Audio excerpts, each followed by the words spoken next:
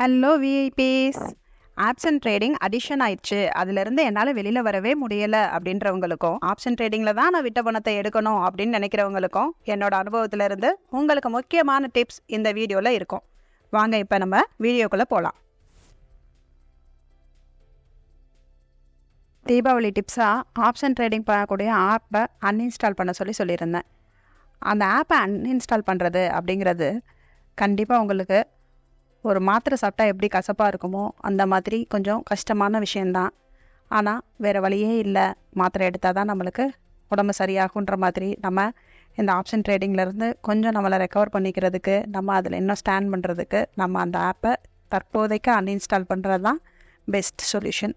முதல்ல நம்ம அடிக்ஷன்லேருந்து முதல்ல வெளியில் வர்றதுக்கு கொஞ்ச நாள் நம்மளை கட்டுப்படுத்திக்கிறணும். திரும்ப அந்த ஆப்பை இன்ஸ்டால் பண்ணுறீங்க அப்படின்னாலும் அதில் ஒரு வியூவராக மட்டும்தான் நீங்கள் இருக்கணும். ஒரு பார்வையாளராக நீங்கள் அதில் இருக்கக்கூடிய இண்டெக்ஸ்க்கு அந்த ஆப்ஷன்ஸ் என்ன ரியாக்ட் பண்ணுது அப்படின்றத முதல்ல கற்றுக்கணும்.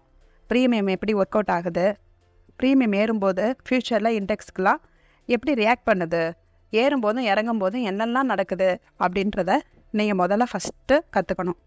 ஃபஸ்ட்டு நம்ம ஆப்ஷன் ட்ரேடிங்குள்ளேயே போகக்கூடாது, அதுதான் பெஸ்ட்டு. அப்படி போயிட்டோம் அப்படின்னா அதில் என்ன இருக்குன்றதை கற்றுக்காமல் முழுமையாக நாம் அதுக்குள்ளே இறங்கவே கூடாது. கண்டிப்பாக கற்றுக்க வேண்டியது ரொம்ப முக்கியம்.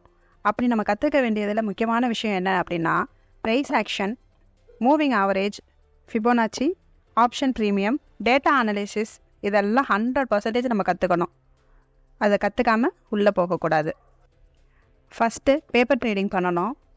நெக்ஸ்ட்டு எத்தனை லாட் லாஸாக இருந்தாலும் அந்த லாட்டெல்லாம் விட்டுட்டு ரீஎன்ட்ரி கொடுக்க போகிறோம் அப்படின்னா என்ன பண்ணணும் அப்படின்னா, ஃப்ரெஷ்ஷாக ஒரு லாட்டில் இருந்து தான் நீங்கள் ஸ்டார்ட் பண்ணணும். எல்லாத்தையும் விட மணி மேனேஜ்மெண்ட் ரொம்ப ரொம்ப முக்கியம்.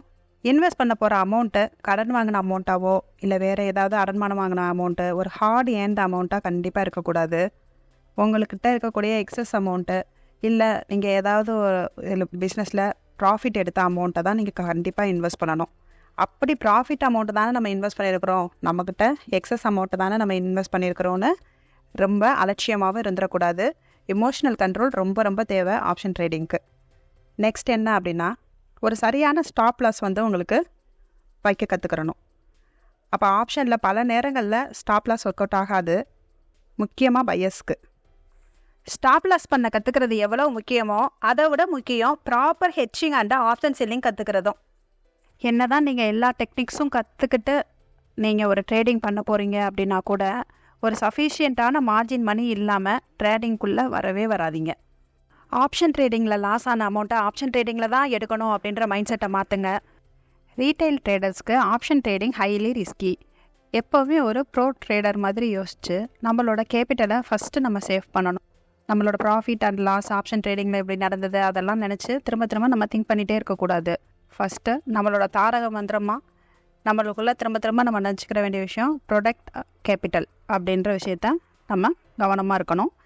ஆப்ஷன் ட்ரேடிங்கில் ஏற்பட்ட லாஸை ஆப்ஷன் ட்ரேடிங்கில் தான் எடுக்கணும் அப்படின்ற உங்களோட எண்ணத்தை மாற்றிக்கோங்க. அதுக்கு பதிலாக நீங்கள் உங்களோட இன்வெஸ்ட்மெண்ட்டை நல்ல ஒரு ஸ்டாக்கில் இன்வெஸ்ட் பண்ணலாம்.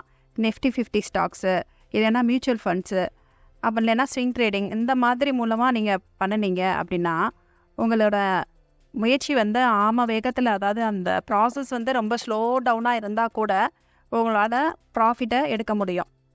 ஓகேவா? அதனால் இது என்னோடய சொந்த அனுபவத்துலேருந்து நான் உங்களுக்காக ஷேர் பண்ணுறேன். இன்ட்ராடே ட்ரேடிங்கும் ஆப்ஷன் ட்ரேடிங்கும் தயவு செஞ்சு அது உள்ளே போகாமல் இருக்கிறது ரொம்ப பெஸ்ட்டு. இது மாதிரியான யூஸ்ஃபுல் டிப்ஸ் நீங்கள் தெரிஞ்சுக்கணும் அப்படின்னா ஃபாலோ மை சேனல். உங்களுக்கு இந்த வீடியோ பிடிச்சிருந்தா அல்லது உங்கள் ஃப்ரெண்ட்ஸ் யாராவது ஆப்ஷன் ட்ரேடிங்கில் இந்த மாதிரி சஃபர் ஆகியிருந்தாங்க அப்படின்னா அவங்களுக்கு கண்டிப்பாக ஷேர் பண்ணுங்கள். உங்களோட கருத்துக்களை கமெண்ட் பண்ணுங்கள். தேங்க்யூ.